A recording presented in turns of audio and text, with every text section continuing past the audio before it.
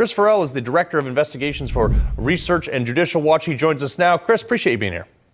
Great to be with you. Thanks. Okay, Chris. So turns out that, thank God for Elon Musk, because we never would have known all this, but it turns out that this is all supported by documentation. It's not a conspiracy theory. It's not a conspiracy theory at all. It's not a theory. It happened. That is correct. And it's also sort of doubly obnoxious that this snide little comment from the FBI, they sound like petulant teenagers, yes, who've been caught doing something. And it's one of these sorry, not sorry, gee, if that really bothers you, it's unfortunate kind of remark from them. It shows you the depths to which the FBI has gone to. And the faster that organization is broken up and its criminal investigative authority given to the U.S. Marshals, the faster that happens, the better. The FBI needs to be dissolved. But look, keep in mind that while they're running this information operation, this campaign, they had Hunter Biden's laptop. They knew what was on it, and at the very same time, President Trump was being impeached over matters concerning Ukraine, right? So they sat there with their hands in their pockets, knowing that the whole thing was a lie, and that in fact, Biden, Hunter Biden for that matter, our illustrious president, all had their hands in the cookie jar in Ukraine. At the same time, they were accusing Trump of doing worse things.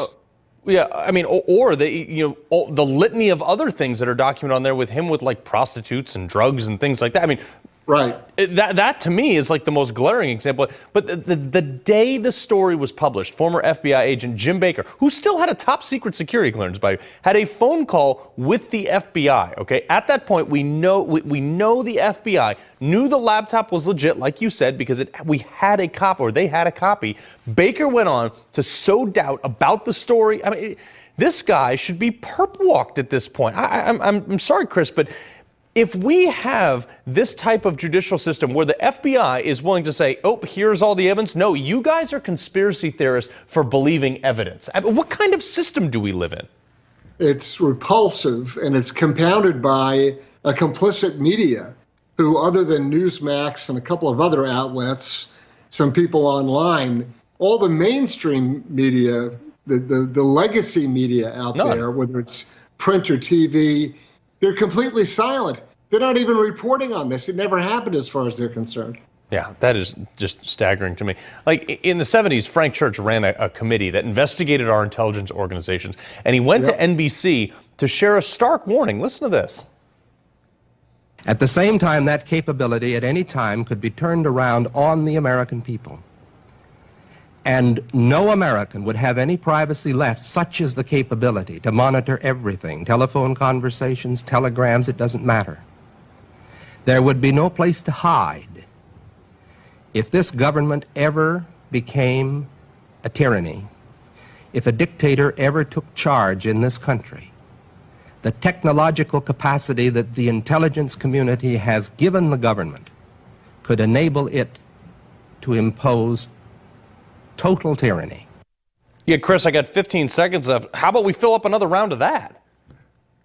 Yeah, we are. We're living through it now. Church's warning is our reality. That's the problem. Yeah. And if we don't have real leadership, I mean strong, hard, tough leadership from Republicans to challenge this, and it all gets talked away, it all gets, shuffled under the rug, like Obama's abuse of the IRS against the Tea Party, like Hillary Clinton's email server. If it all goes down the memory hole, as a country, we are in grave danger. Doomed. And I always say a government should fear its people because we are in charge. Chris FARRELL, we appreciate you being here. Thank you very much.